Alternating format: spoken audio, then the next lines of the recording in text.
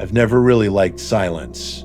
It's supposed to mean peace, but in my house, silence always felt like it was listening. That's why I'm telling this now, because lately, the quiet has started to feel alive again, and I can't sleep until I say it out loud. It started a few years ago. One of those nights when the world outside seemed perfectly still, and every sound inside your own walls feels louder than it should. The hum of the refrigerator, the soft tick of the thermostat, the faint creak of wood expanding. But then there was another sound, one that didn't fit. A soft click. Metallic, deliberate, like someone testing a lock. You tell yourself it's nothing, that maybe it's wind, that maybe you imagined it. But then it happens again. Louder. Closer. That was the first time I noticed something small had changed inside me, like a switch flicked behind my ribs. My heartbeat slowed instead of racing. My breath came shallow, almost quiet on purpose. And in that silence, I realized how exposed I really was. The curtains half open. The porch light burned out days ago. The door unlocked. It's strange how quickly your brain starts mapping the house, the distance to the kitchen, the hallway mirror that might reflect a movement, the weight of a lamp if you needed to swing it.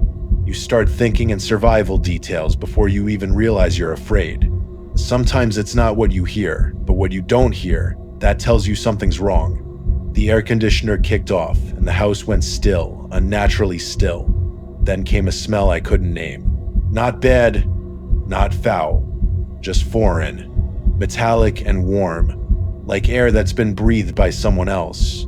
I remember standing by the door frame, my fingers pressed so tight against the wood that it left a mark. My phone screen glowed on the counter across the room, too far to reach without stepping into the open. I could see my own reflection faintly in the glass, and behind it just barely the shadow of something that wasn't supposed to be there. You tell yourself that you'd scream, or run, or fight. But most people don't. Most people freeze, waiting for the next sound to tell them what's real. Maybe a footstep, maybe the soft scrape of metal on tile, or maybe just the steady rhythm of breathing that isn't yours. And that's when it hits you. Someone has been here before. Someone who knows the exact creak of the stairs, the place your floor dips just enough to make a sound. Someone who studied your routine, your timing, your habits, so they know when the house is most vulnerable. There's a reason people talk about home invasion like it's a genre of horror, but it's not about violence or chaos. It's about the realization that the thing you thought was yours, your safety, your privacy, your control, was never really yours at all. The lock on your door is a suggestion. The walls you trust are paper, and the person on the other side might not break them to hurt you. Sometimes they just want to watch, to understand, to see how close they can get before you notice. I used to think that kind of fear lived in headlines or late-night shows meant to spook people, but I learned it doesn't start with broken glass or a scream. It starts small, with a garage door opening when no one's home, with a phone call from a hospital that doesn't exist, with a stranger at your door who somehow knows what's hanging on your walls. Those are the cracks. The first hints that something or someone has already found a way inside. I wish I could tell you these stories are about strangers, but they're not. They're about homes, about the small, familiar spaces we think protect us, and what happens when those spaces turn on us. That night, I was home alone for the first time in months. My parents had driven out of town for a weekend reunion, and I was supposed to enjoy the quiet, catch up on movies, maybe order food. I remember thinking how comforting it felt, knowing every creak and hum of the house belonged to me. The familiarity made me brave, or at least I thought so. Around 10:30 p.m., I heard the soft rumble of the garage door opening. It was unmistakable. That heavy mechanical groan followed by the shudder when it hit the ground again. At first, I smiled, thinking maybe my dad forgot something and came back early. But then I realized something. I hadn't heard the car pull up. There were no headlights flashing through the windows. No footsteps, just the door opening itself. I froze. I remember my hand hovering over the pause button on the TV remote, the laughter track cutting off mid-sentence. The air suddenly felt thicker, like it was pressing against my skin. I reached for my phone, but it was charging on the counter by the kitchen. That was on the other side of the house. My first instinct was denial. Maybe the motor glitched, maybe wind pressure triggered it, stupid excuses you tell yourself to stay calm. But when I looked toward the hallway leading to the garage, the door at the end of it wasn't closed. It was cracked open, just an inch, but enough to see darkness beyond. I stood there for what felt like an hour, my brain arguing with my body. Then I heard it. Footsteps. Slow, deliberate, coming from the garage. My breathing shallowed instantly. I grabbed the nearest thing, a mug, and clutched it like a weapon. It was absurd, but it made me feel less powerless. The footsteps reached the doorway and stopped. Silence. Then a whisper, too soft to make out the words. It wasn't familiar. Male, maybe two voices overlapping, murmuring fast. My stomach twisted. I thought about running, but the only exit was through the kitchen, past that open door. So I moved backward, careful not to make a sound. My heel brushed against a loose floorboard, and it gave the faintest creak. In that instant, both voices went silent. Then, without warning, a beam of light swept across the hallway. A flashlight. It cut through the dark and landed right on me. I didn't scream. I just turned and bolted toward my parents' bedroom, the one place with a lock strong enough to hold. I slammed the door, locked it, and dropped to the floor behind the bed, trying to dial 911 with trembling fingers. The operator's voice sounded distant, like it was coming from underwater. I managed to whisper that someone was in my house, that I was alone, that they came through the garage. She told me to stay quiet and keep her on the line until officers arrived. But while she was talking, I heard something that still makes my chest tighten when I think about it. The sound of someone testing the bedroom doorknob. Gently, patiently. A faint metallic click. Then a whisper. "It's locked." Followed by another voice saying, "Try the window." My heart pounded so hard I thought they'd hear it. I crawled into the closet and shut the door, covering my mouth with my sleeve. The operator asked if I was safe, but I couldn't answer.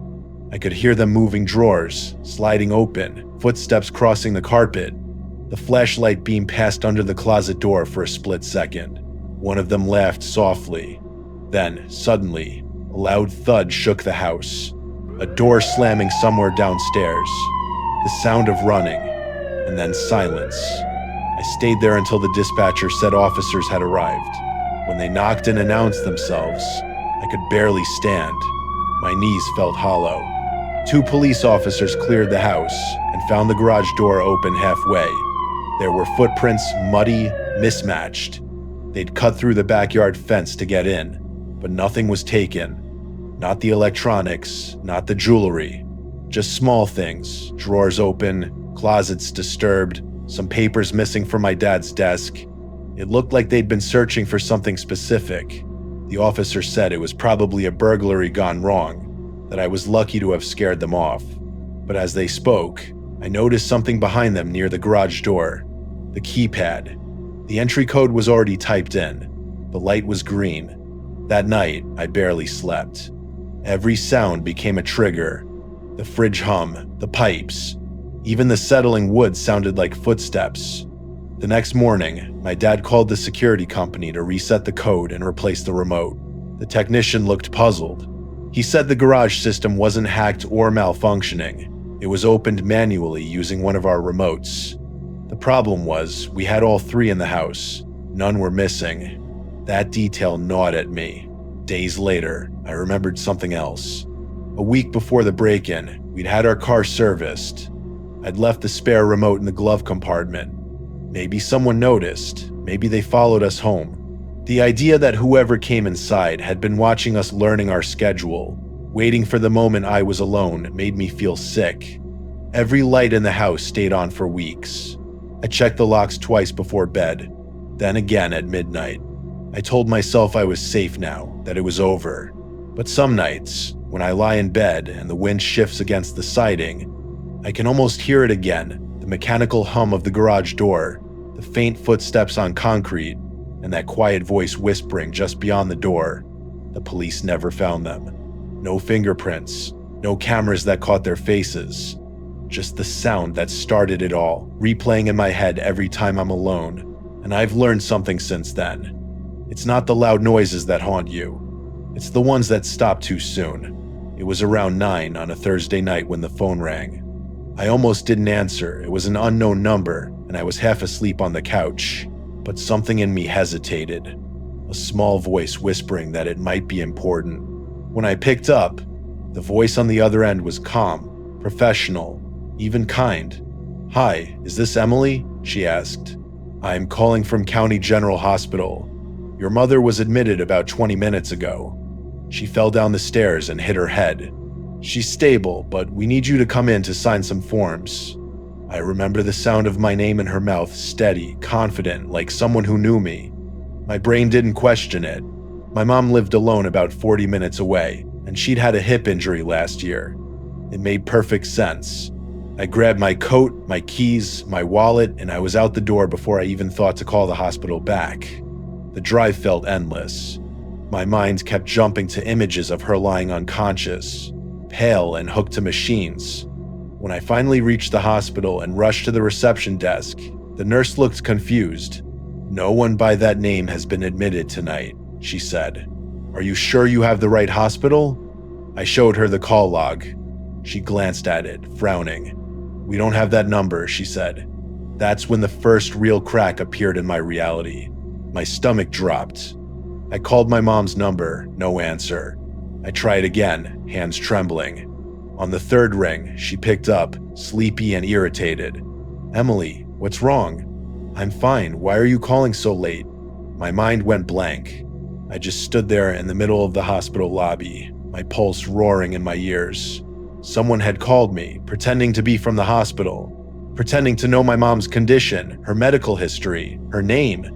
They even knew my number. And while I was standing there trying to make sense of it, 40 minutes away, my house was sitting empty with every light off. I didn't even think. I just ran back to the car and sped home, barely noticing the red lights I blew past. My heart was pounding so hard that I didn't hear the sound of my tires screeching when I turned onto my street. From the outside, nothing looked wrong. The porch light glowed softly, the front door was shut, and for one short second, I convinced myself it was all a coincidence. Maybe it was a prank call. Maybe I overreacted.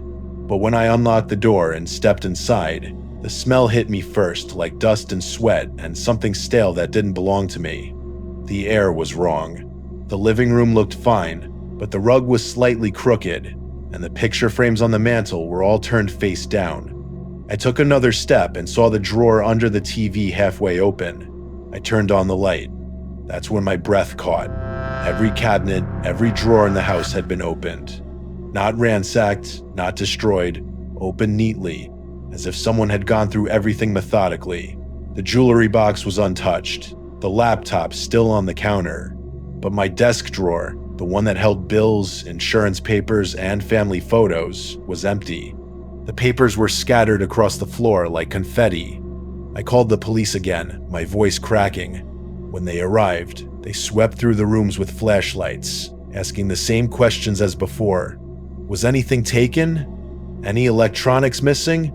I told them no, just papers. They exchanged a look I couldn't read. Could be kids, maybe someone looking for mail to steal identities, one of them said. But I knew better. Whoever did this hadn't come for money. They'd come for information. A few days later, I started noticing small things out of place. My toothbrush moved. The glass on the counter, slightly wet, though I hadn't used it. The laundry basket had shirts folded inside that I didn't remember washing. I told myself I was paranoid, that trauma can make you imagine things. But then the phone calls started. Never from the same number. Always the same silence when I answered, followed by a click. Once, there was a man's breath steady, controlled, right before he hung up. I changed the locks, installed cameras, even adopted a dog, thinking maybe that would help me sleep. But the fear isn't about noise or movement, it's about knowing someone had already been here, that they'd walked through my home, touched my things, learned me. A detective later called to follow up. He said they found partial prints on a glass by the sink, but nothing in the system matched. When I asked what kind of person would go through someone's life like that, he paused before answering. Someone who wants to know you, he said. Not rob you, learn you. That word stuck with me, learn. A week later, my mom called me in tears. She'd received a letter in the mail addressed to her, but the return address was my own. Inside was a photo, one from years ago, me and her standing in front of our old house. But what froze my blood wasn't the picture itself. It was what had been written on the back. You should have answered sooner. The handwriting wasn't mine. The police took it as evidence, said it was probably connected, maybe a stalker. But they couldn't explain how someone got that photo. It had been kept in my desk, in one of the drawers that was emptied that night. Every sound in the house feels loaded now. Every reflection in the window, a possible movement. I've moved since then, but sometimes I still wake up to my phone ringing in the dark, an unknown number lighting up the screen. I can't answer anymore. Not after knowing how easily someone can imitate care, how they can use love as a key to open your door. Because that's what this was, a manipulation. Not of locks or windows, but of trust. Whoever that person was, they didn't need to break in. They just needed to make me leave. There are nights when I think about what would have happened if I hadn't answered that call. Would they still have come? Or was the call just a test, a rehearsal for someone else? Maybe I was the experiment. Maybe they were seeing how far they could push before the fear stuck for good. I tell myself it's over, that I'm safe. But safety feels like a word someone else invented, something people say when they don't know what's really out there. The truth is, I don't check my mail anymore. I don't keep family photos in the open. And I never, ever answer the phone after dark. It was a little after midnight when someone knocked on my door. Not the kind of knock that comes from a delivery or a neighbor. The sound was deliberate, heavy, like the person on the other side wanted me to feel the weight of it. 3 knocks, a pause, then 2 more. I was half asleep on the couch, the TV screen still glowing faintly blue. And at first, I thought I'd imagined it, but then came the voice. Hey, open up. You're in my house. My chest tightened. I sat up slowly, the blanket slipping off my shoulders. Another knock, louder this time. I said, "This is my house. You need to leave." The words were so calm, so certain, that for a second I actually wondered if I'd made some kind of mistake, like I'd sleepwalked into someone else's apartment. But no, this was my address. My name was on the lease. I had lived here for 3 years. I knew every sound the floor made, every corner of shadow. And yet, standing there in my hallway, I felt completely unsure of what was real.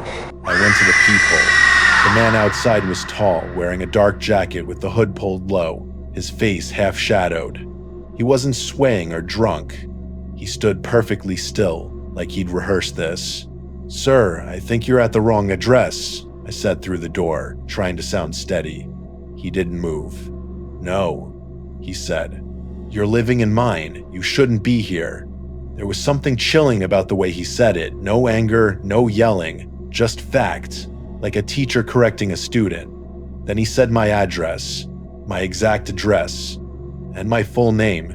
Every instinct screamed for me to call the police, but my hands wouldn't move. I was frozen, listening to his breathing on the other side of the door. "I can prove it," he said, and I heard paper rustling. "I've got the lease, the mail, the pictures." I forced myself to speak. "Leave now or I'm calling the cops." He laughed softly. "Call them, they already know me." That's when I backed away from the door and finally grabbed my phone. The dispatcher told me to stay inside and not engage. Within minutes, I could hear the faint wail of sirens getting closer. The man stayed there until the red and blue lights flashed through the curtains, then took one slow step back, turned, and walked into the dark without looking back. The officers searched the area but didn't find him. They told me it was probably a misunderstanding, maybe a drunk or a confused homeless guy who used to live there before me. But when I told them he knew my name and address, their faces shifted slightly. "We'll file a report," one of them said. "Keep your doors locked tonight." They left, and I was alone again. I double-locked everything, checked the windows, even slid a chair under the doorknob. But when I finally sat down, I noticed something I hadn't before. Near the bottom of the door, wedged in the small space where the weather strip peeled away, was an envelope. My name was written on it in neat block letters. Inside were 3 photographs, old, slightly yellowed. They were of my house, but not as it was now. The paint was different. The furniture was wrong. In one photo, a man stood in the doorway, smiling, the same man who had just been outside. The next day, I went to the landlord's office, shaking. I showed him the pictures. He frowned and said the previous tenant had been evicted years ago for unpaid rent. He had a breakdown, the landlord said. Wouldn't leave even after the court order. We had to change the locks. When I asked how he could know my name, the landlord hesitated. We never updated the mailbox names, he said quietly. He probably saw your mail. It was supposed to make me feel better, but it didn't. If he'd seen my mail, that meant he'd been close enough to touch it. For the next week, nothing happened. I started to think maybe it was over, maybe he'd moved on. But then I began noticing small, almost invisible things. The faint smell of cigarettes in the hallway, though I didn't smoke. My bedroom window slightly open one morning, even though I was sure I'd locked it. And then there was the feeling like someone had been in the room while I slept. No sounds, no proof, just that gut-deep certainty that the air wasn't right. I told friends, coworkers, even the police again, but everyone said the same thing. You're on edge. It's probably stress. 2 weeks later, I came home from work and found the front door ajar. Not broken, not forced, just unlocked. I pushed it open slowly, the hinges creaking. The living room looked fine. The lights worked. Nothing seemed missing. But when I turned toward the hallway, I saw something that made my mouth go dry.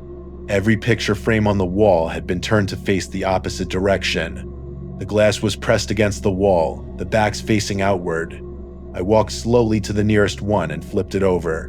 My photo was gone. In its place was a new one, a picture of the man, taken from the same angle, standing in my living room. I called the police again. They searched the house, told me there was no sign of forced entry. One of them asked if I could have left a spare key somewhere accessible. I hadn't. They suggested I change the locks again, maybe get a security system. That night, I installed cameras in every room, every angle I could afford. For a few days, nothing. Then one morning, I woke up to find every light in the house turned on. The camera footage showed nothing, no movement, no figures. Just hours of stillness until, at 3:12 a.m., the screen flickered for half a second. When it came back, the lights were on. The footage didn't even show the moment they switched. It was as if the night had been edited. The next week, I moved out. I didn't tell anyone my new address, didn't forward mail, didn't post anything online. But last month, I got a letter in my new mailbox. No return address, no stamps. Inside was a photo of my new kitchen table. The same table I'm sitting at now, writing this. On the back, in that same neat handwriting, were the words, "I told you this was my house." I showed it to the police, but there's nothing they can do. "He hasn't threatened you," they said. "It's just trespassing, maybe mail tampering." They don't understand. It's not about threats, it's about claiming. I still wake up some nights to the sound of those knocks in my head. 3, pause, 2. Sometimes I dream of opening the door, of seeing his face clearly this time, not hidden by the hood. In the dream, he's smiling like before, holding out another envelope. And I realize he doesn't want to hurt me. He just wants me to acknowledge him, to accept that maybe he's right, that maybe this house, every house I ever live in, was his before it was mine. There's a strange silence that follows after you've lived through something like this. It isn't the kind of quiet that means safety. It's a void, a hollow absence where sound used to live. I still find myself listening at night, not for footsteps or whispers, but for that subtle change in the air when you know someone is near. It's the same feeling you get when you sense eyes on the back of your neck, when you walk past a window at night and instinctively avoid looking at your own reflection. Because deep down, you're not afraid of what's outside, you're afraid of what might already be inside, waiting. For a long time, I tried to convince myself that what happened was over, that these stories were isolated accidents, Random brushes with danger that could be explained away with logic. A faulty remote. A clever scam call. A deranged ex-tenant. But the more I think about it, the more I realize how similar they are. They all start with something small, something ordinary, a sound, a voice, a stranger, something that tests the edge between your world and someone else's.